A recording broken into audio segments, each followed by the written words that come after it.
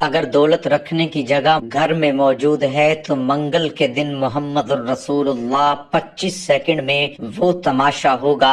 10 کروڑ بھی مانگو تو اللہ وہ بھی دے دے گا انشاءاللہ. بسم اللہ الرحمن الرحیم. محترم ناظرین، آپ یہ وظیفہ کسی مقصد یا مسائل کے لیے پڑھ سکتے ہیں. یعنی آپ کا کوئی مقصد، کوئی حاجت ہے، کوئی دلی مراد ہے، پیسوں کی ضرورت ہے، مال و دولت میں اضافہ چاہتے ہیں، رزق میں ترقی چاہتے ہیں، کاروبار میں ترقی چاہتے ہیں، کوئی بھی مسئلہ ہو، پریشانی ہو، مصیبت ہو، کوئی آپ کو تنگ کر رہا ہو یا کوئی آپ کا دشمن ہو، یا گھریلو مسائل ہیں، گھر میں جھگڑے ہیں، کوئی بھی مسئلہ ہو، انشاءاللہ یہ وظیفہ کرنے سے تمام مقاصد پورے ہوں گے، تمام مسائل حل ہوں گے، جو مانگیں گے جلد اور سب ملے گا انشاءاللہ. محترم ناظرین، آج کا وظیفہ بہت ہی خاص ہے اور اس میں ایک لفظ محمد الرسول اللہ اور قرآن مجید کی ایک سورت کا عمل ہے. آج کی اس ویڈیو میں ہم جو عمل آپ کو بتائیں گے، یہ خاص وظیفہ ایک لفظ دیں گے، یہ خاص وظیفہ ایک لفظ محمد الرسول اللہ اور قرآن پاک کی ایک چھوٹی سورت کی صرف ایک آیات پر مشتمل ہے، اور آپ نے اس عمل کو لازمی کرنا ہے انشاءاللہ تعالی. اس عمل کو کرنے سے آپ کے پاس اتنا پیسہ اور اتنا مال و دولت آ جائے گی. اگر آپ غریب ہیں، آپ کے گھر میں مالی حالات ٹھیک نہیں ہیں، تو آپ کے گھر میں مالی حالات اس قدر بہتر ہو جائیں گے کہ آپ کے جتنے بھی رشتہ دار ہیں وہ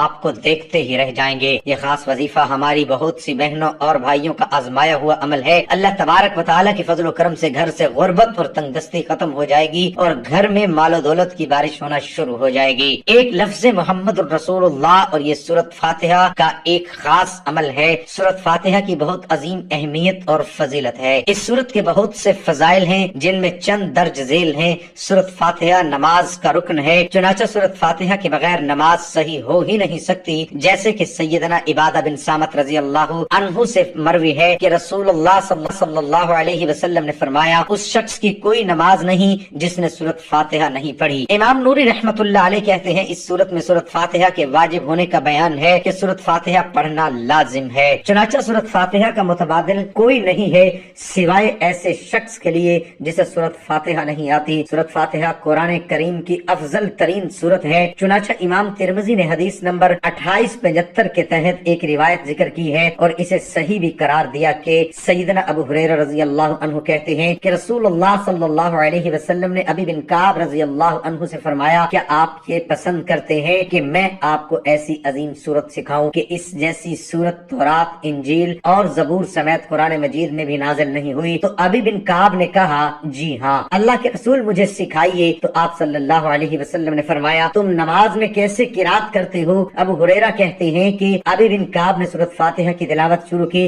اس پر رسول اللہ صلی اللہ علیہ وسلم نے فرمایا، اس ذات کے جس کے ہاتھ میں میری جان ہے، تورات، انجیل، زبور اور قرآن مجید میں اس جیسی سورت نازل نہیں ہوئی. سورت فاتحہ ہی بار بار پڑھی جانے والی 7 آیات ہیں. اسی سورت کے بارے میں اللہ تعالیٰ نے فرمایا، ترجمہ، یقیناً ہم نے آپ کو 7 آیات جو کہ بار بار پڑھی جانے والی ہیں اور قرآن عظیم عطا کیا ہے. سورت فاتحہ 7 آیتوں پر مشتمل ہے، جن میں سے پہلی 3 آیات میں اللہ تعالیٰ کی حمد و ثنا ہے اور آخری 3 میں انسان کی طرف سے دعا و درخواست کا مضمون ہے جو رب العزت نے اپنی رحمت سے خود ہی انسان کو سکھایا ہے. اور درمیانی ایک آیت میں دونوں چیزیں مشترک ہیں، کچھ حمد و ثنا کا پہلو ہے، کچھ دعا و درخواست کا. صحیح مسلم میں بروایت حضرت ابو ہریرہ رضی اللہ عنہ منقول ہے کہ رسول اللہ صلی اللہ علیہ وسلم نے فرمایا کہ حق تعالیٰ نے فرمایا ہے کہ نماز یعنی سورت فاتحہ میرے اور بندے کے درمیان 2 حصوں میں تقسیم کی گئی ہے، نصف میرے لیے ہے اور نصف میرے بندے کے لیے، اور جو کچھ میرا بندہ مانگتا ہے وہ اس کو دیا جائے گا. پھر رسول اللہ کہتا ہے الحمدللہ رب العالمین، تو اللہ تعالیٰ فرماتا ہے کہ میرے بندے نے میری حمد کی ہے. اور جب وہ کہتا ہے الرحمن الرحیم، تو اللہ تعالیٰ فرماتا ہے کہ میرے بندے نے میری تعریف و ثنا بیان کی ہے. اور جب بندہ کہتا ہے مالک یوم الدین، تو اللہ تعالیٰ فرماتا ہے میرے بندے نے میری بزرگی بیان کی ہے. اور جب بندہ کہتا ہے ایاک نعبد و ایاک نستعین، تو اللہ تعالیٰ فرماتا ہے کہ یہ آیت میرے اور میرے بندے کے درمیان مشترک ہے، کیونکہ اس میں ایک پہلو حق تعالیٰ کی حمد و ثنا کا ہے اور دوسرا پہلو بندے کی دعا و درخواست کا. اس کے ساتھ یہ بھی ارشاد ہوا کہ میرے بندے کو وہ چیز ملے گی جو اس نے مانگی. پھر جب بندہ کہتا ہے اہدنا الصراط المستقیم، آخر تک تو حق تعالیٰ فرماتا ہے کہ یہ سب میرے بندے کے لیے ہے اور اس کو وہ چیز ملے گی جو اس نے مانگی. نبی کریم صلی اللہ علیہ وسلم نے فرمایا کہ سورت فاتحہ ہر بیماری کی شفا ہے. اس طرح حدیث میں ہے رسول اللہ صلی اللہ علیہ وسلم نے فرمایا کہ قرآن کریم کے سب سورتوں میں عظیم ترین الحمدللہ رب العالمین ہے، اصحاب رسول للہ رب العالمین ہے۔ اصحاب رسول حضرت ابو زید رضی اللہ عنہ فرماتے ہیں ایک مرتبہ رات کا وقت تھا، میرے پیارے آقا مکی مدنی مصطفیٰ صلی اللہ علیہ وسلم کے ساتھ مدینہ منورہ کی ایک گلی سے گزر رہا تھا، اچانک ایک گھر سے آواز آئی، ایک صحابہ رضی اللہ عنہ تہجد کی نماز میں سورۃ فاتحہ کی تلاوت کر رہے تھے، اسے سن کر رسول اکرم نور مجسم صلی اللہ علیہ وآلہ وسلم ٹھہر گئے اور سورۃ فاتحہ کی تلاوت سننے لگے۔ جب صحابی رضی اللہ عنہ نے سورۃ فاتحہ مکمل پڑھ لی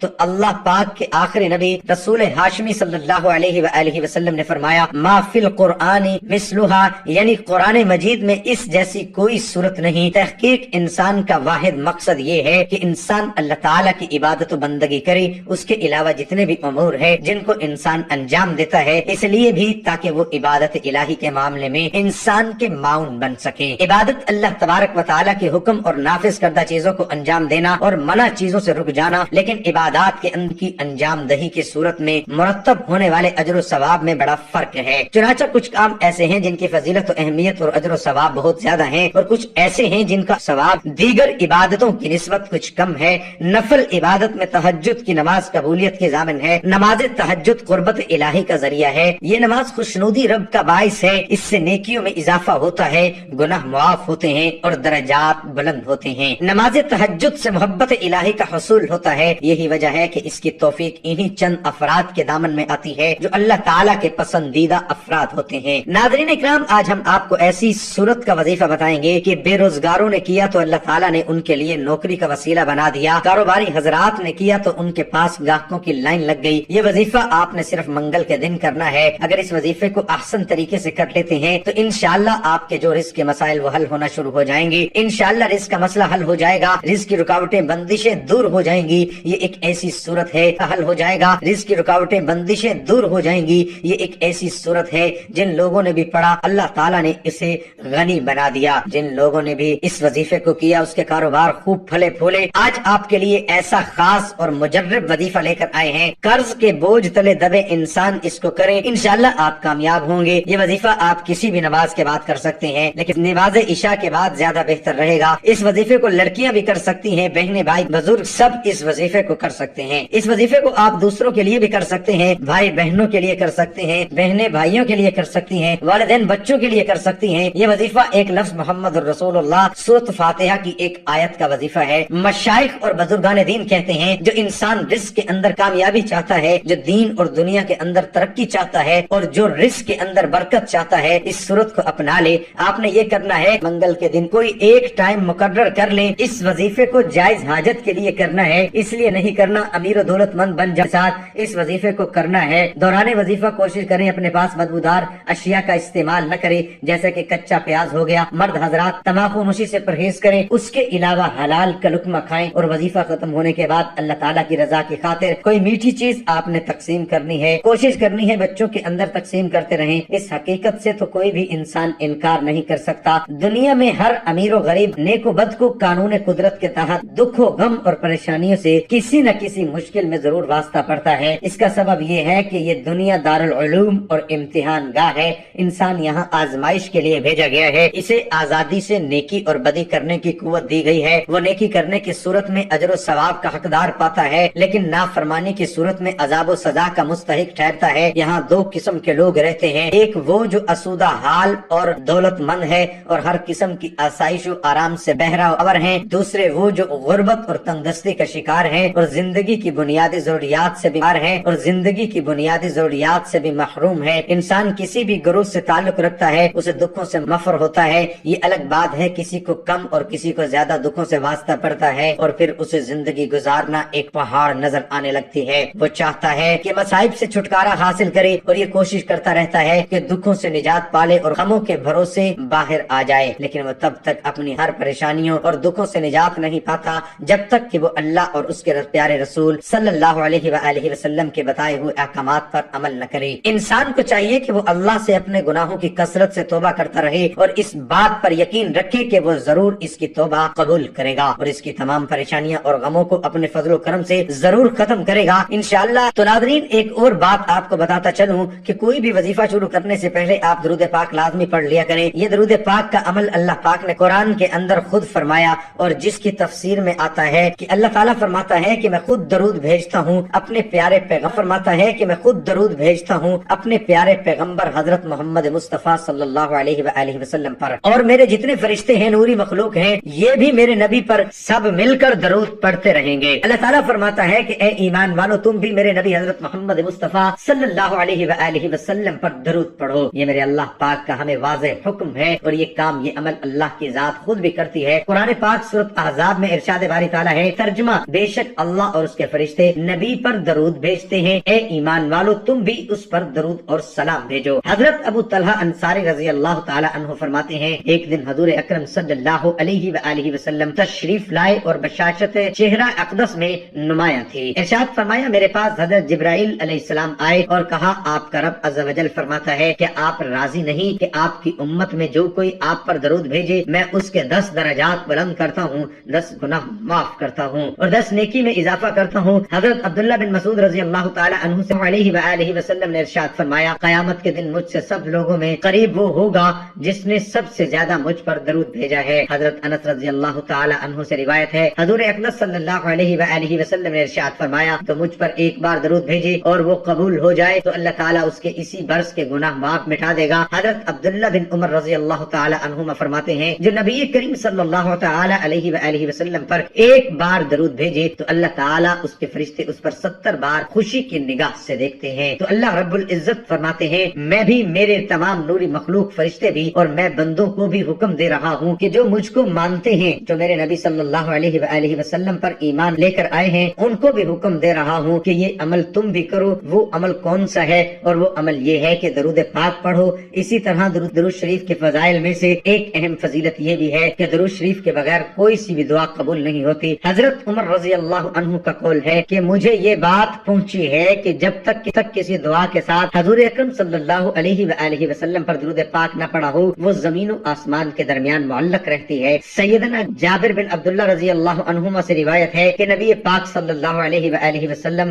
منبر پر جلوہ افروز ہوئے، جب پہلی سیڑھی پر چڑھے تو فرمایا آمین، پھر دوسری سیڑھی پر چڑھے تو فرمایا آمین، پھر تیسری پر چڑھے تو فرمایا آمین۔ صحابہ نے کہا، اللہ کے رسول، ہم نے آپ کو 3 مرتبہ آمین کہتے ہوئے سنا۔ آپ صلی اللہ علیہ وآلہ وسلم نے فرمایا، جب میں پہلی سیڑھی پر چڑھا تو جبرائیل امین میرے پاس آئے اور کہا، بدبخت ہے وہ شخص جس نے رمضان کا مہینہ پایا پھر وہ گزر گیا، اس کی بخشش نہ ہوئی۔ تو میں نے کہا آمین، پھر کہا، بدبخت ہے وہ بندہ جس نے اپنے والدین یا دونوں میں سے ایک کو پایا اور انہوں نے اس کو جنت میں داخل نہ کروایا۔ تو میں نے کہا آمین، پھر کہا، کم بخت ٹھہرا وہ شخص جس کے سامنے آپ کا ذکر ہو اور اس نے آپ پر درود نہ پڑھا۔ میں نے کہا آمین۔ ناظرین اکرام، خود ہی اندازہ لگاؤ کہ کتنی سخت وعید آئی ہے۔ اللہ کا حکم ہے اور اللہ کے حکم کو لے کر آنے والا سارے فرشتوں کا سردار فرشتہ حضرت جبرائیل امین علیہ الصلوۃ والسلام ہے، اور جس ہستی کے پاس وہ فرشتہ آتا ہے وہ سارے نبیوں کا امام ہے۔ اب میرے نبی آمین کہہ رہے ہیں اور اللہ کا حکم ہے، اور اس کے اندر کوئی شک و شبہ باقی نہیں ہے کہ وہ دعائیں قبول ہو چکی ہیں۔ میرے بھائیوں اور بہنوں، میرے نبی پاک صلی اللہ علیہ وآلہ وسلم پر درود پڑھنا عین عبادت ہے۔ دیکھو، اللہ نے 2 فرشتے مقرر کیے ہیں، ایک دائیں اور بائیں۔ جب درود انسان پڑھتا ہے تو یہ دونوں فرشتے نیکیاں لکھنا شروع کر دیتے ہیں۔ یہ واحد عمل ہے۔ کسی نے پوچھا کہ نیکیوں والے فرشتے کی تو سمجھ آتی ہے کہ وہ نیکیاں لکھے گا، جبکہ برائیوں والا کیا لکھتا ہے؟ آپ نے فرمایا جب درود پڑھا جاتا ہے تو وہ برائیاں مٹانا شروع کر دیتا ہے۔ تو اس لیے میرے بھائی، میرے نبی پاک صلی اللہ علیہ وآلہ وسلم کی بڑی عزت اور شان اور وقار ہے، اس لیے درود پاک کی کثرت کرنی چاہیے۔ ناظرین اکرام، اس وظیفے کی طرف چلتے ہیں تو آپ نے سب سے پہلے منگل کے دن عشاء کی نماز پڑھنی، اتحیات کی حالت میں ہی بیٹھ کر ایک مرتبہ اعوذ باللہ من الشیطان الرجیم پڑھنا ہے، اس کے بعد ایک مرتبہ بسم اللہ الرحمن الرحیم پڑھنا ہے، اور اس کے بعد اول و آخر کم سے کم 3 مرتبہ درود شریف پڑھیں۔ کوشش کریں کہ تعداد زیادہ ہو۔ درود پاک کی ایک دفعہ ثواب کی نیت سے میرے ساتھ بھی درود پاک پڑھ لیں۔ اللہم صلی علی محمد وعلی آل محمد کما صلیت علی ابراہیم وعلی آل ابراہیم انک حمید مجید۔ اللہم بارک علی محمد وعلی آل محمد کما بارکت علی ابراہیم وعلی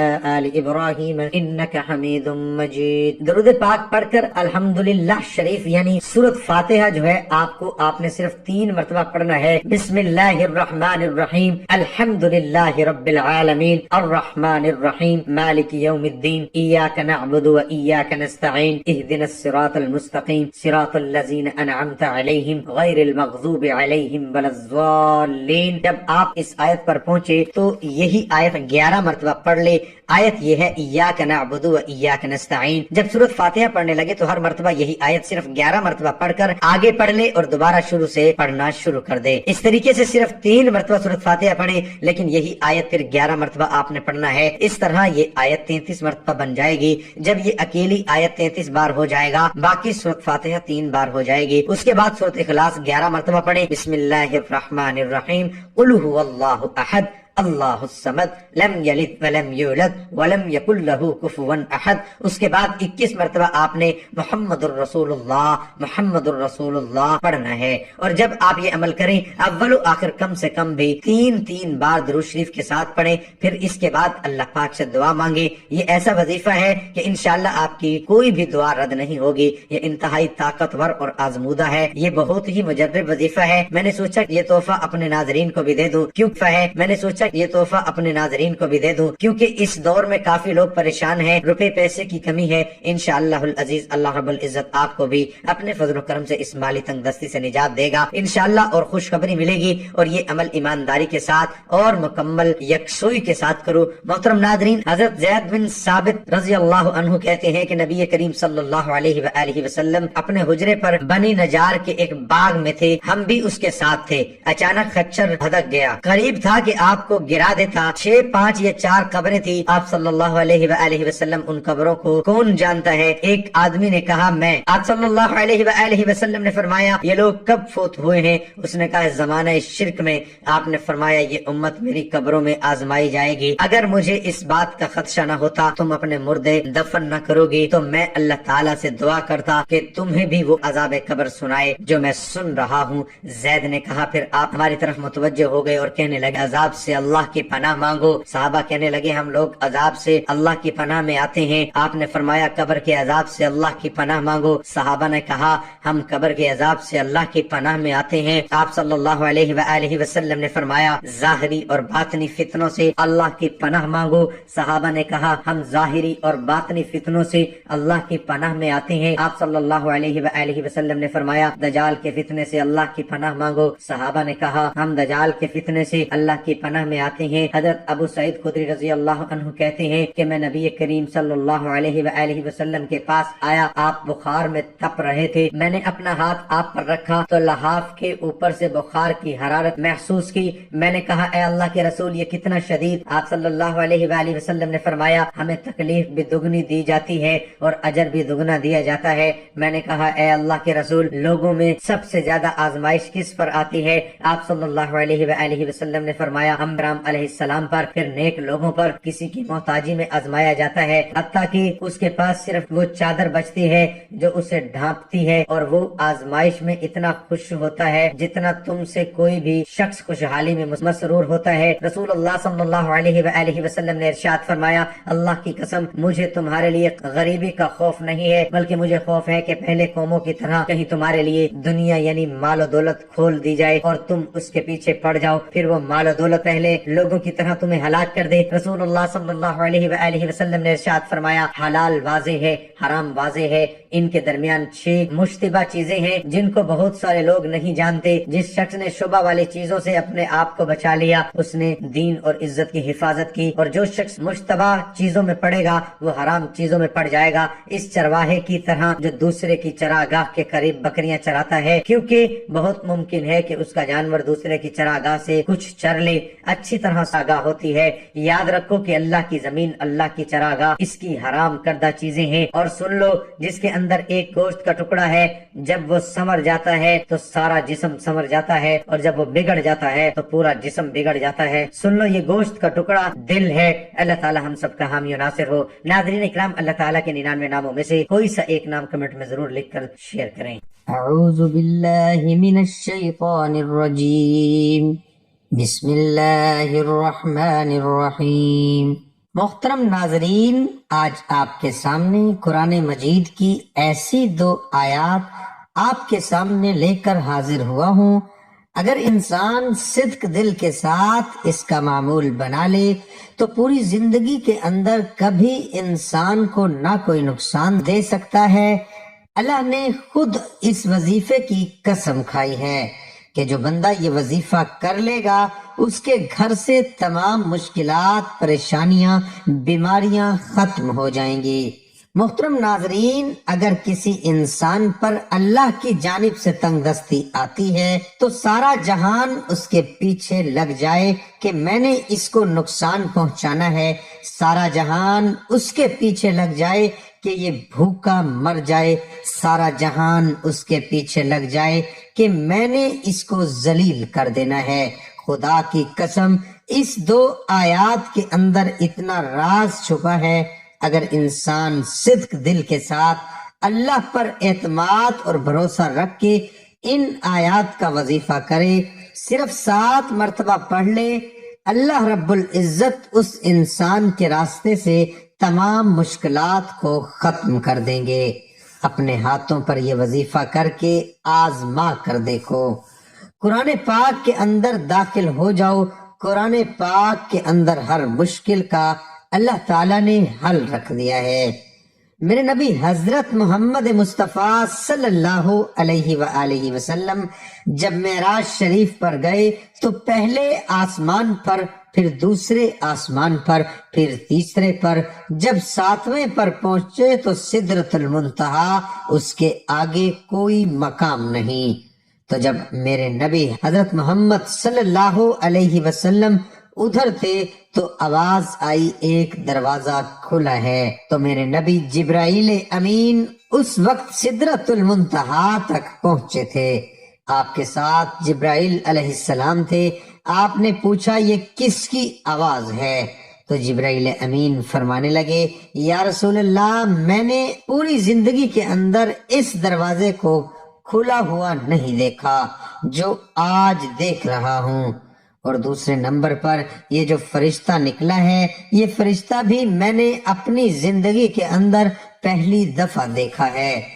تو وہ جب آیا، وہ اپنے آقا حضرت محمد مصطفیٰ کے سامنے جھک کر اللہ کی جانب سے یہ تحفہ دیا کہ قرآن کی 2 آیات تھی، اور اس آیات کی اتنی اہمیت اور فضیلت ہے۔ اس وقت اس فرشتے نے 3 چیزیں دی تھیں، ایک نماز کا تحفہ تھا، ایک امت کی شفاعت کا تحفہ تھا، اور ایک یہ قرآن مجید سورۃ بقرہ کی آخری 2 آیات تھیں۔ تو محترم ناظرین، اس کو چھوٹا مت سمجھیے گا، اس کو معمولی نہ سمجھیے گا۔ خدا کی قسم کھا کر کہتا ہوں، یہ پوری کائنات کے اندر سب سے زیادہ مجرب عمل ہے۔ اس کے اندر طاقت ہے، اس کے اندر راز ہے، اس کے اندر گم سم ہو جاؤ، دنیا خدا کی قسم آپ کی ہو جائے گی۔ دنیا کے پیچھے گھوم رہے ہو جہاں سے کچھ نہیں ملے گا، اپنی زندگی کو تباہ کر رہے ہو وہاں سے کچھ نہیں ملے گا۔ اگر ملنا ہے تو اللہ کے قرآن سے سورۃ بقرہ کی آخری 2 آیات وہ ایک دفعہ سماعت فرما لیں۔ بسم اللہ الرحمن الرحیم، آمن الرسل بما انزل الیہ من ربہ والمؤمنون کل آمن باللہ وملائکتہ وکتبہ ورسلہ لا نفرق بین احد من رسلہ وقالوا سمعنا وأطعنا غفرانك ربنا وإليك المصير لا يكلف الله نفسا إلا وسعها لها ما كسبت وعليها ما اكتسبت ربنا لا تؤاخذنا إن نسينا أو أخطأنا ربنا ولا تحمل علينا إصرا كما حملته على الذين من قبلنا ربنا ولا تحملنا ما لا طاقة لنا به واعف عنا واغفر لنا وارحمنا أنت مولانا فانصرنا على القوم الكافرين۔ محترم ناظرین، ایک روایات کے مطابق قرآن مجید میں یہ سورۃ بقرہ کی آخری 2 آیات ہیں، اس کے اندر سب سے زیادہ طاقت ہے۔ قرآن پاک کی آیت مبارکہ کو آپ نے 7 مرتبہ پڑھنا ہے۔ جو زیادہ طاقتور ایک دلائل ہیں کتاب و سنت کی روشنی سے، علماء کرام کی روشنی سے، تو وہ ہے سورۃ بقرہ کی 2 آیات جو میں نے آپ کو پڑھ کر سنائی ہے۔ تو یہ آپ نے اس طرح کرنا ہے کہ رات کو سونے سے پہلے اس کو 7 مرتبہ پڑھنا ہے۔ اول و آخر اپنے نبی صلی اللہ علیہ وآلہ وسلم پر درود پڑھنے کے بعد اللہ کے سامنے ہاتھ اٹھا لینا ہے۔ خدا کی قسم رحمت کا یہ سمندر ہے اور اس کے اندر اتنے راز چھپے ہوئے ہیں۔ جو ان 2 آیات کو جانتا ہے، جو اس کے اوپر غور کرتا ہے، اس کو پتا ہے کہ اس کی اہمیت کیا ہے۔ عام انسان کو اس کی اہمیت کا نہیں پتہ چل سکتا۔ محترم ناظرین، اللہ تعالیٰ نے بہت بڑا انعام دیا ہے اس صورت مبارکہ کی شکل میں۔ ہمیں اس عمل کو ضرور کرنا چاہیے اور آپ نے سونے سے پہلے تو یہ معمول بنا لینا ہے۔ حضرت عمر حضرت علی رضی اللہ تعالی عنہ بھی فرماتے تھے، وہ بدبخت انسان ہے جو یہ 2 آیتیں نہیں پڑھ کر سوتا۔ محترم ناظرین، کوئی بھی عمل کریں تو نماز کو لازمی پڑھا کریں، کیونکہ نماز کے بغیر کوئی بھی وظیفہ ادھورا ہوگا۔ اس لیے دوستوں سے گزارش ہے کہ نماز کا اہتمام لازمی کریں۔ نماز پڑھنا ہر مسلمان مرد اور عورت پر فرض ہے۔ بے شک میں ہی اللہ ہوں، میرے سوا کوئی معبود نہیں، سو تم میری عبادت کیا کرو اور میری یاد کی خاطر نماز قائم کیا کرو۔ اور آپ اپنے گھر والوں کو نماز کا حکم فرمائیں اور اس پر ثابت قدم رہیں۔ ہم آپ سے رزق طلب نہیں کرتے، بلکہ ہم آپ کو رزق دیتے ہیں اور بہتر انجام پرہیزگاری کا ہی ہے۔ یہ اہل حق وہ لوگ ہیں کہ اگر ہم انہیں زمین میں اقتدار دے دیں تو وہ نماز کا نظام قائم کریں اور زکوٰۃ کی ادائیگی کا انتظام کریں اور پورے معاشرے میں نیکی اور بھلائی کا حکم کریں اور لوگوں کو برائی سے روک دیں، اور سب کاموں کا انجام اللہ ہی کے اختیار میں ہے۔ قرآن حکیم میں 100 سے زائد مقامات پر نماز کا ذکر آیا ہے، جن میں سے 80 مقامات پر صریحاً نماز کا حکم وارد ہوا ہے۔ درج ذیل آیات مبارکہ کے علاوہ اور بھی آیات ہیں جن سے نماز پڑھنے کا ثبوت ملتا ہے، مگر اختصار کے پیش نظر انہی پر اکتفا کیا جا رہا ہے۔ اللہ پاک ہم سب کو اس پر عمل کرنے کی توفیق عطا فرمائے اور اس کو صدقہ جاریہ سمجھ کر اپنے دوستوں میں ضرور شیئر کرنا۔ دعا ہے کہ اللہ تعالی ہم سب کو دین حق پر چلنے کی توفیق عطا فرمائے۔ آمین ثم آمین۔